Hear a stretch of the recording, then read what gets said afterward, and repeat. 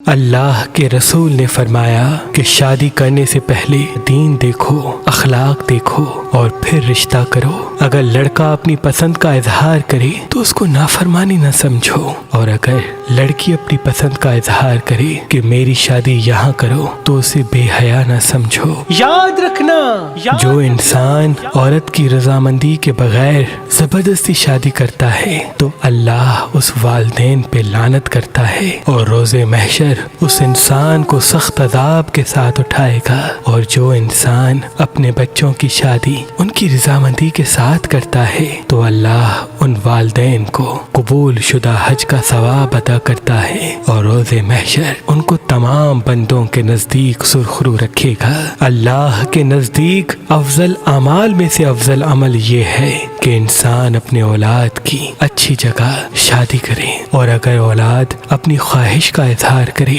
تو ان کی خوشی کو حقیر نہ سمجھے۔ اللہ کے نبی حضرت سلیمان علیہ السلام سے ایک پتھر منسوب ہے جس کو سلیمانی عقیق کہتے ہیں۔ اس پتھر کو طلسمی پتھر، روحانی پتھر اور فتح کا پتھر بھی کہا جاتا ہے۔